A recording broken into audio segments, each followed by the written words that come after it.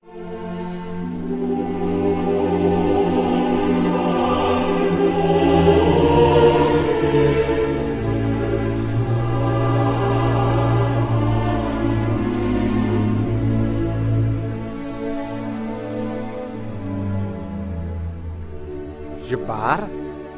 ايش جاي تسوي هنا وليدي؟ ابو نعال، هلا بيك. يعني جاي نصب الشهيد ازور ابويا. هاي ايش لابس وليدي؟ شنو رايح كشافة؟ لا ابو نعال، اني انتميت للجيش. شنو هي؟ شبيك ولك انت مسودة؟ الف رحمة على روحك ابو جبار، والله لو بعد عايش ما كان خلاك تروح. ابو نعال، ابويا لو بعد عايش كان هو اللي خلاني اروح. وليدي هذا الجيش فاسد ويتبع هاي الحكومة المعفنة. ابو نعال، هسه انت مو كنت جندي؟ الجيش العراقي قبل مو مثل هسه. وليدي انا والمرحوم ابوك حاربنا بكل بسالة فلسطين على مود جايين ندافع عن اخواننا العرب، وحاربنا بالقادسية من شلنا ندافع عن العراق، وابوك تصوب بالمعركة وشلته على شتافي اسبوعين لحد ما رجعته لديرته، ورجيت لنفس المكان حتى اجيب سلاحي.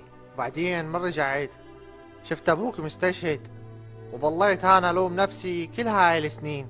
ابو نعال، سويت لي روحك ساسوكي هسه. من هاي لعد طفرت من حرب الخليج، ولو ابويا موجود كان شارك بيها. لا لا، ما كان شارك ابني. احنا الجنود قبل شغلتنا ندافع عن ارض العراق وعن الشعب، وما لنا علاقة بالجوارين. اي كان دافعت عن بغداد لما احتلوها، كلكم انهزمتوا وخنتوا للعراق. جبار وليدي، امريكا احتلتنا بالعقل مو بالجيش، واحنا كنا ندافع وكنا على الحدود. واذا جاي تسأل على الخيانة روح اسأل منين دخلتنا امريكا اول شي. ابو نعال، هسه سويت لنا روحك جريندايزر شويه وطلع الرزه المزدوجه. انا رايح للجيش وما حد يمنعني. وفد يوم قاعد ابو نعال بالبيت وذاعوا خبر دخول قوات على الاراضي العراقيه واحتلالها لاحد الابار النفطيه. لا ما يصير هيك، انا موجود ويحتلونه والحكومة ما جاية تسوي شي، والله ما اسكت. وقرر ابو نعال يتصرف، وكان يخابر على كل الجنود القدامى اللي كانوا وياه، وبس نخاهم ما بقى ولا واحد ما شارك. ابو خليف وين رايح؟ انت رجلك والقبر تقعد، هي الحكومة ما جاية تسوي شي، انت تريد تسوي شي؟ حتيني اروح انا حتى لو بحيدي، يعني ما نحسب حسابك على العشاء؟ وقرروا الجنود القدامى كلهم يروحون للجبهة ويحررون الأراضي العراقية وبدون ما يعتمدون على الحكومة. انتشروا، حصرونهم، لا تنطوهم فرصة. شنو يا ابو نعال؟ عقرصة؟ ايش قالوا لك علي بقاية؟ ولك فرصة هذا الجيش القديم كله اكسباير. سيدي قوات معتدية دخلت الأراضي العراقية، وما يهمنا بصراحة الدولة صديقة مجاورة، المهم احتلت بير نفط عراقي، وإذا نسكت راح يحتلون العراق كله.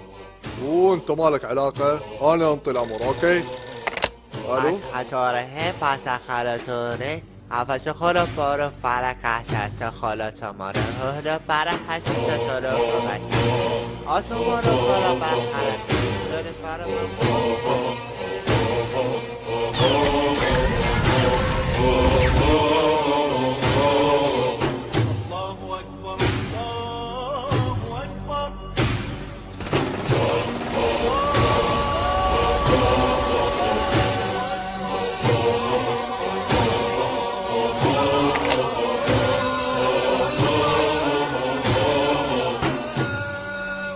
الجنود القدامى كلهم راحوا، واحنا ما نروح ما يصير.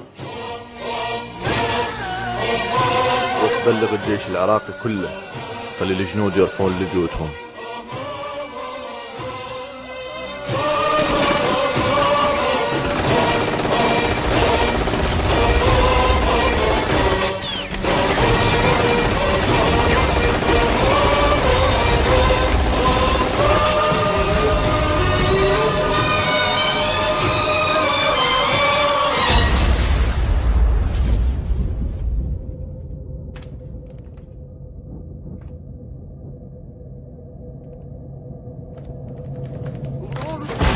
جبار ابو العال، انا جبار.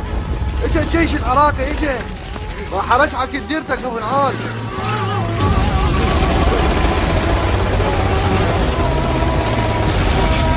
راح ارجعك لديرتك ابو العال. بلغ الجيش العراقي كله، خلي الجنود يروحون لبيوتهم يودعون اهلهم، لان اليوم ما نرجع اذا ما نرجع اراضينا.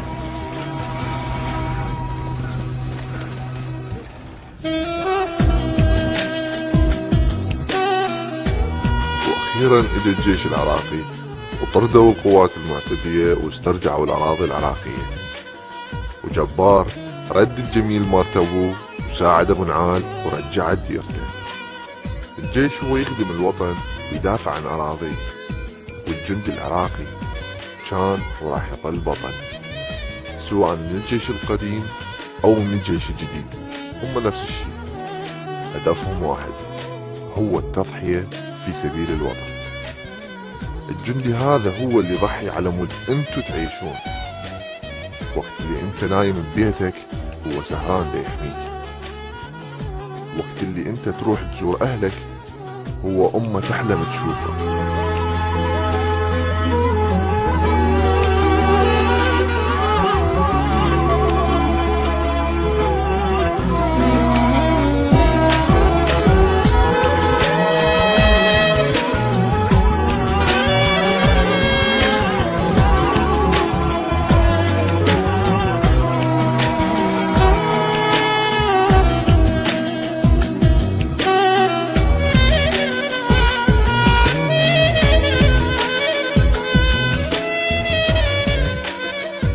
هذا الجندي ما عنده طائفة معينة، هذا الجندي فصيلة دمه هي العراق، هذا الجندي عشيرته العراق.